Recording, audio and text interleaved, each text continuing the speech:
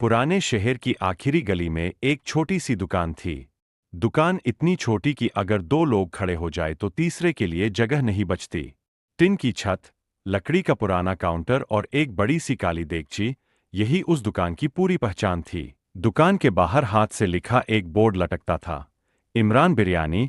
इमरान इस दुकान का मालिक था। उम्र करीब 40 साल, चेहरे पर हमेशा हल्की थकान और आंखों में अजीब सा सुकून। वह सुबह अंधेरे में दुकान खोलता और रात को तब बंद करता जब देगची पूरी तरह खाली हो जाती। जब देगची में आग कम पड़ जाए। मेहनत में बोरियत नहीं होती। अमन चुप हो गया। कुछ दिनों बाद अमन का सब्र टूट गया। उसने कहा, मैं पढ़ा लिखा हूं, फिर भी बेरोजगार हूं। और आप? बिना डिग्री के भी रोज कमाते हैं। कभी गुस्सा नहीं आता? इमरान। दूसरा कैरेक्टर था अमन। अमन शहर में नया था, पढ़ा लिखा, सपनों से भरा, लेकिन हालात से टूटा हुआ। वह नौकरी की तलाश में यहां आया था, लेकिन 3 महीने बीत जाने के बाद भी हाथ खाली थे। कमरे का किराया बाकी था, जेब में पैसे गिने चुने और मन में सवालों का शोर। इमरान ने चम्मच रोक दी। उसने पहली बार अमन की तरफ ठीक से देखा। गुस्सा बहुत आता है, इमरान बोला, लेकिन मैंने सीखा है कि गुस्सा देगची में नहीं डालते, उसमें सिर्फ सब्र और मेहनत डालते हैं। अमन ने पूछा, क्या आपको कभी लगा कि जिंदगी ने आपके साथ नाइंसाफी की? इमरान हंसा। नाइंसाफी तो रोज होती है, लेकिन सवाल ये है कि हम उसके बाद क्या करते हैं। फिर पहली बार इमरान ने अपनी कहानी सुनानी शुरू की। मैंने भी सपने देखे थे, उसने कहा। मैं भी शहर छोड़कर कहीं जाना चाहता था, लेकिन घर की जिम्मेदारी, हालात, सब यहीं रोक लाए। शुरू में यह दुकान मजबूरी थी, बाद में आदत बनी और फिर यही पहचान बन गई। अमन ने कहा, तो आपने अपने सपने छोड़ दिए? इमरान ने सिर हिलाया। नहीं, मैंने अपने सपनों का रास्ता बदल दिया। वह बोला, सपना बड़ा दिखने से नहीं, सच्चा होने से बड़ा होता है। अमन हर दिन देर तक बैठने लगा। वह इमरान को काम करते देखता, कैसे वह हर प्लेट में बराबर चावल डालता, कैसे किसी दिन स्वाद से समझौता नहीं करता। एक शाम अमन बोला, अगर कल आपकी दुकान बंद हो जाए तो?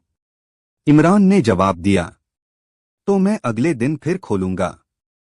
जब तक सांस है, देगची चढ़ेगी। समय बीतता गया। अमन के इंटरव्यू होते रहे, रिजेक्शन मिलते रहे। कई बार वह टूट जाता, लेकिन हर बार वह इमरान की दुकान पर आता। एक रात अमन ने कहा, आज मैं हार मान लेना चाहता हूं। इमरान ने प्लेट आगे बढ़ाई। पहले खा लो। खाली पेट लिया गया फैसला अक्सर गलत होता है। अमन की आंखों में आंसू थे। आपको डर नहीं लगता?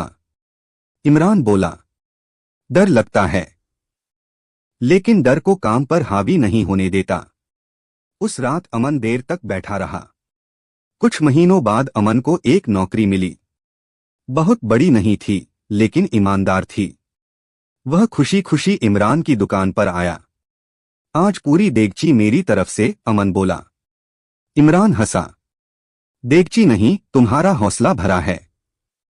अमन बोला, मैंने आपसे एक बात सीखी है। क्या? इमरान ने पूछा। कि काम कोई भी हो, अगर इंसान उसे इज्जत दे तो वही काम इंसान को इज्जत देता है। इमरान ने आसमान की तरफ देखा। और मैंने तुमसे सीखा कि सपने उम्र नहीं देखते। अमन धीरे धीरे आगे बढ़ने लगा, लेकिन वह रोज नहीं, हफ्ते में एक बार जरूर आता। एक दिन उसने कहा, अगर मैं बहुत बड़ा बन गया तो? इमरान ने मुस्कुराकर कहा, तो भी कभी कभी यहां आकर एक प्लेट खाना, ताकि याद रहे कि शुरुआत कहां से हुई थी। अमन ने सिर हिलाया। वर्षों बाद भी वह दुकान वही थी, वही देगची, वही खुशबू। इमरान अब भी वही था। और अमन अमन जहां भी पहुंचा, उसने यही माना कि उसकी जिंदगी का सबसे बड़ा सबक एक छोटी सी बिरयानी की दुकान से मिला था।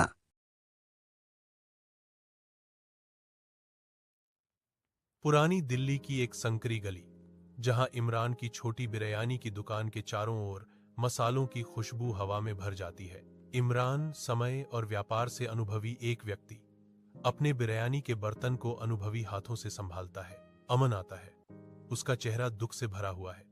वह चुपचाप अनुरोध करता है, भैया, एक प्लेट। इमरान की दुकान के अंदर बिरयानी से भाप हवा में भर जाती है, जिसमें एक समृद्ध मसालेदार खुशबू आती है।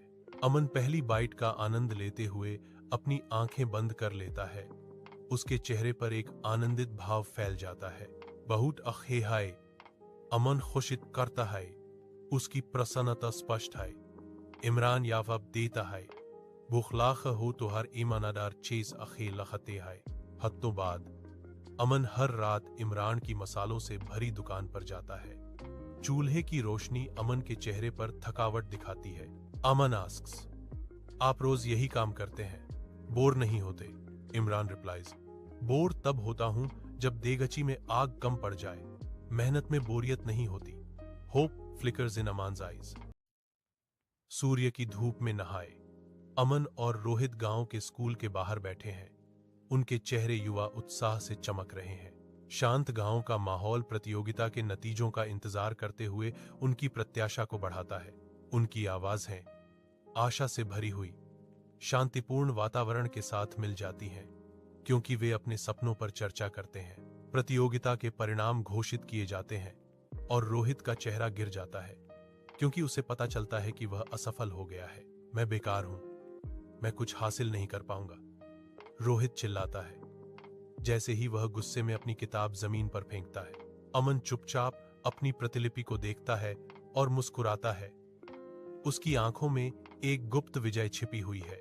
6 महीने बाद धूल भरी गांव की सड़क पर अमन और रोहित फिर मिलते हैं। हवा अनकहे शब्दों और सुलगते तनाव से भरी हुई है। रोहित की आंखें अविश्वास दर्शाती हैं, क्योंकि वह अमन का सामना करता है। हम दोनों एक जैसे थे, फिर तुम कैसे आगे बढ़ गए? अमन शांत संकल्प के साथ जवाब देता है, हम एक जैसे थे, एकमात्र अंतर यह था कि आप हारने से डरते थे और मैंने इससे सीखा।